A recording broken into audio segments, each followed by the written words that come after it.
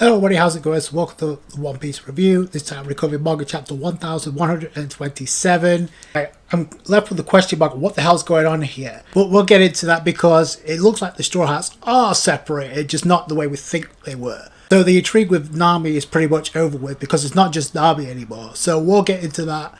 Speaking of confusing where this is going, the Yamato cover story. Now Yamato this time is on a grand tour with, this time, Inuyasha. And apparently the daimyo of Kuri, but because of the recent kidnappings or the disappearances that have been taking place, there's obviously a lot of suspicion in the air. So we don't really know what's going on with that. So we know that some girls in Kuri have gone disappearing. We know that Minatomo, the carpenter, went missing. He was working on the Odin Castle again. But like I said before, like, where is this going? Where is this leading? It's kind of like up in the air. I appreciate Oda giving us like a hook for Yamato in this cover story, but we kind of need to know where this is heading.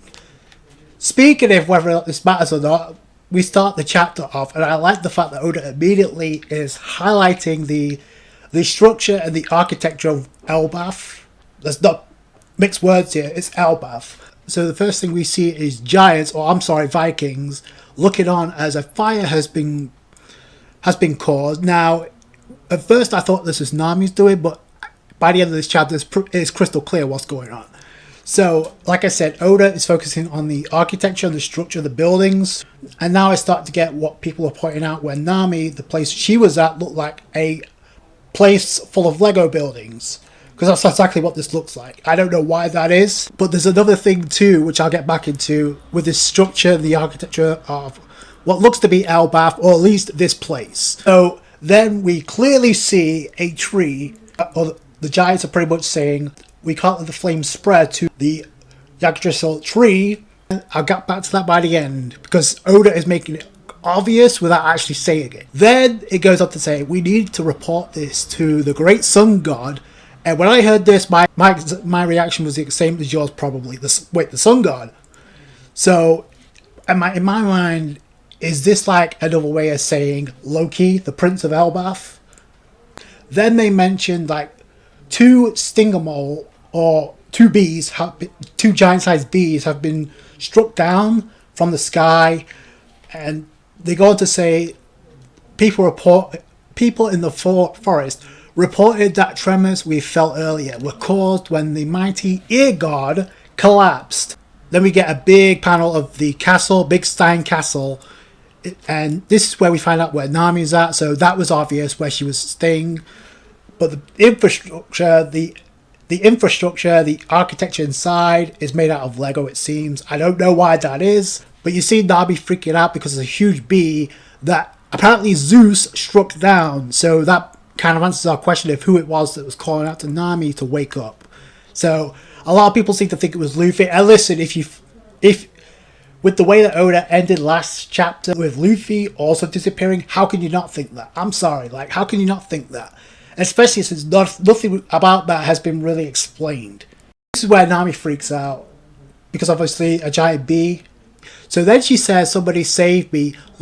First off, she says Luffy, Zoro, and then Sanji. And then she goes on to say, I'll even take Usopp.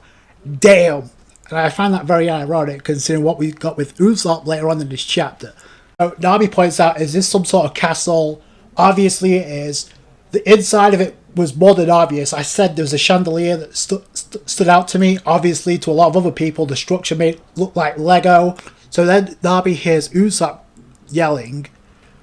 And then as Nami's walking, she trips over the floor because it's made out of Lego. She trips and she says, oh, it's both bumpy. And she runs into what looks to be a hamster that turns into a hedgehog, because you see the spikes immediately poking out, and it gets freaked out. Nami runs away. She runs up to the edge of a balcony, and that's where she sees Usopp being chewed on by a cat, a gigantic cat. So that's why she heard Usopp, and then like that's strike two, because Usopp is like in the clutches of a cat, calling out in what looks to be in a castle on Elbaf. Then Nami goes in. Now, glad she did this, but Nami went in with Zeus to actually take down the hedgehog first. But then she went on to like take down the giant cat to save Usopp. So it's like I said, it was ironic that Nami was calling for Usopp to save it when Nami was the one that saved Usopp here. Even after that, it was still Nami's attack, and by the way, that was from Zeus, so that was impressive in itself. So then they run off. So both Nami and Usopp, they run. Nami's like, hey, do you know what's going on? Anything about this place? What's going on here? And then Usopp responds, I remember us drinking on that giant's ship. The next thing I know, I'm here with you. So there's something definitely really going on, namely a devil fruit, but this is the scene where Nami recalls what the giant said about this booze, the Absinthe, the green fairy. If you drink it, it'll cause you to have hallucinations. So this is the second time this has been stated. They run up to a dead end. They're being chased by a cat, and because Nami says this could be an illusion, or they could be hallucinating, Usopp's like, okay, turn. He yells turn, and then he's like, this is probably just an illusion. And this is not only Usopp being portrayed poorly in this chapter, but also he's been treated like a complete dumbass because it doesn't work. He gets smashed by this giant cat, thinking it's an hallucination. It causes both him and Nami to fall off the top of the castle and somehow land safely. By the way, that's a high fall, and they manage to survive. If that doesn't scream some type of dream or nightmare sequence, I don't know what does. So I don't know how high they fell, but they survived. Usopp was alive. Nami is getting up and she runs. They see this cat as transformed or morphed into a lion. And also he's wearing a crown, which I'm thinking, is this Oda's way of like hinting at Lion King here? I don't know. It's like they run into a cat that's transformed into a lion. Usopp is like on the verge of death. I've been struck by it. And then all of a sudden, as the Lion King is about to attack Nami uses Usopp as a shield, a meat shield, to block the attack. But in comes the cavalry, in comes the monster trio. As this is about to go down, Sanji, Zoro, and Luffy come in. Sanji uses Ifrit Jamba, Luffy uses Gear 4, and Zoro comes in with 3 sword style Great Dragon Twister. It's an awesome combo attack. That's probably the highlight of the chapter for me personally. They came down to take down this lion that could be the Lion King of One Piece. We don't know. Either way, the monster trio make short work of this. We don't really know if they'll get back up. I doubt it. This is where we get some answers, but nothing as far as context as to what the hell's going on here. So Zoro said, did that just turn back into a cat? Which we literally saw it did. I wonder how this guy will taste as Luffy. And that rabbit we grilled earlier was tasty. So that kind of explains. Remember what the giants were saying about a giant ear god? And one of them described it, oh, nobody could take down that giant rabbit. So this is, I guess, kind of explains what happened. Like the monster trio responsible for this, for causing the fire. It makes sense. It would make sense considering they grilled it. So I don't know what this is going to be for the Straw Hats, if they're going to be public enemy number 1 after this. I don't know why Nami was sent there by herself in the first place, if other Straw Hats were going to join her in Elbaf, and they're all geared up too in the Viking outfits. So I can't wait to see what the other Straw Hats look like.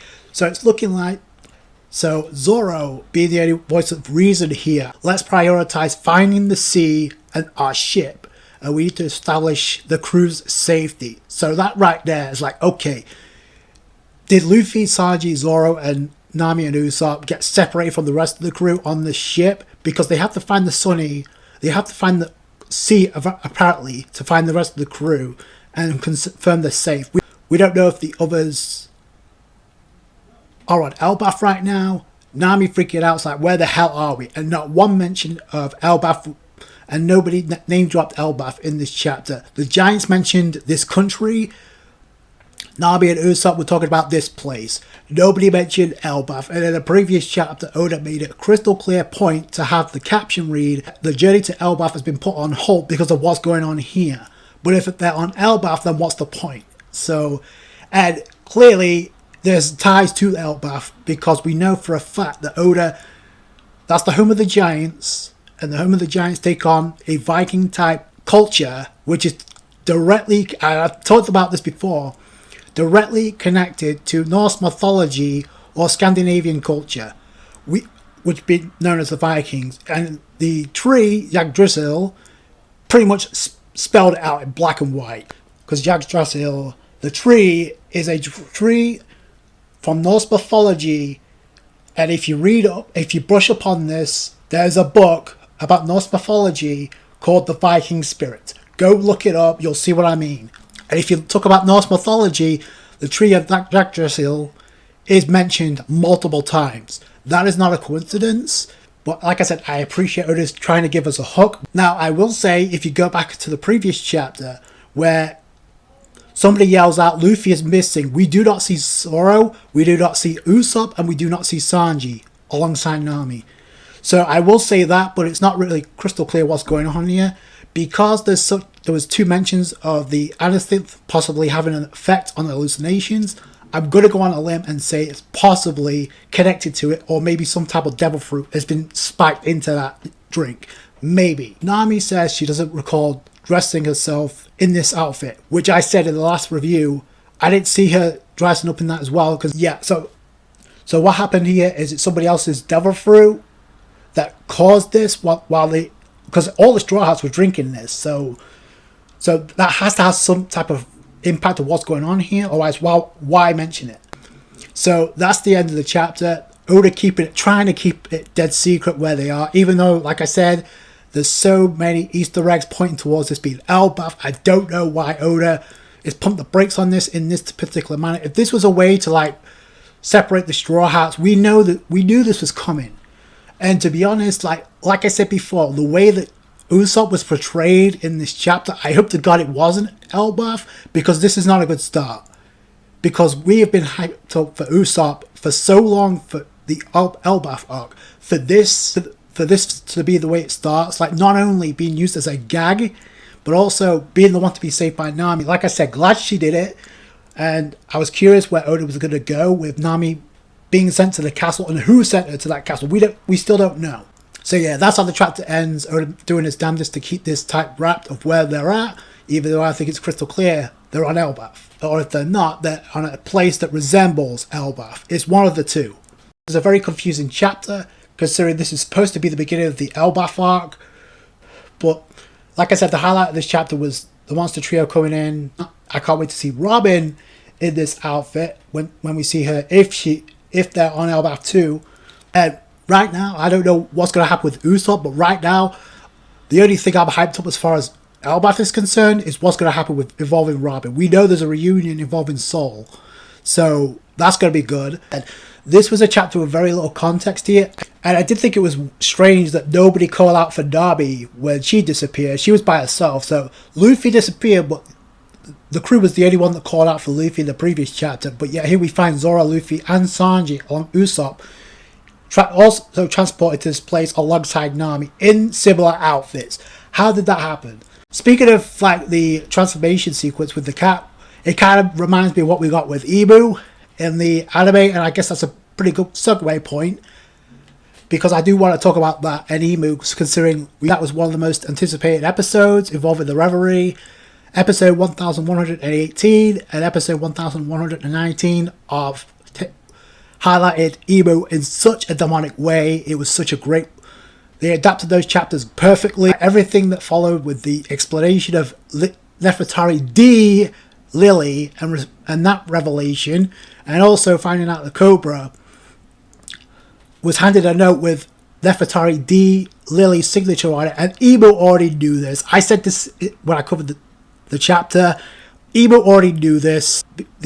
She committed a crime, and suddenly it led to the existence of the poneglyphs, because she was the only one that had the information. She disappeared for the annals of time without any warning. Nefertari D. Lily and her influence was passed on to the poneglyphs. That's what I took, not only from the chapter but also this episode. Then we get into, this is where things really pick up, because first off, we get the reveal of the voice actor or voice actors, because number one, and this is like crystal clear, this has Oda's fingerprints all over it. Not only the distortion in the voice of Emu, so you couldn't tell which was which, even though if you paid close attention to episode 1119 with Emu talking, it kind of like two genders were talking, if you pay very close attention. What struck me as shocking is the fact that the anime decided to like pull the plug on who the voice actor for Ibu was. It was labeled with question marks, which is something the anime do not do. So I gotta give props to Oda for like being committed to the cause, because if Ibu isn't close to like revealing the identity of Ibu, or does not want that spoiled, then he's going to do whatever it takes to make sure the anime does not spoil that as well. So I appreciate that. Things really picked up as soon as Sabo stepped in with Fire Fist, striking the Gorosei. That did work. He tried attacking Ibu with Rook Check. That did work, because Ibu not only chomped down on that like a spicy meatball, but also Ibu began transforming. So Sabo grabbed a hold of Cobra and they ran, tried to escape. That didn't work. Both Cobra and Sabo got pierced by Ibu. They really did a masterful job of highlighting Ibu in such a demonic fashion, like you would expect them to, but the way they did it was pure genius in my opinion. And continuing the mystery without spoiling anything in the anime. I also like the OST they used as Ibu was walking up the steps to the throne, where Cobra's like, whoa, what the hell? So everything they portrayed involving Ibu was great. But that was hardly the biggest reveal that we got involving that episode. We also found out that Nefertari Lily is a D, Cobra is a D, and Nefertari Vivi is Nefertari D Vivi. That was the bombshell, and that was, in my opinion, setting the stage for what possibly could go down from now up until the final saga, to the final war. So Vivi's going to be a major player going down the line, involving Luffy, I'm sure. They both bear the name of D. Sabo needs to pass on that message to both Luffy and Vivi. When that happens, we don't know. If that happens, we don't know. At this chapter, even though it was great with the ending, it did make me feel like I was drinking Absinthe, even though I haven't touched black Absinthe in 12 years. So I don't know if it's a good or a bad thing, but it just made me confused, like what's going on here. So I just want a little bit more context, so hopefully we get that. So that's going to do it for you guys. Thank you so much for watching. Like the review if you did, thumbs up, I appreciate that. Subscribe channel for more One Piece, and I'll catch you guys later. Thanks guys, bye.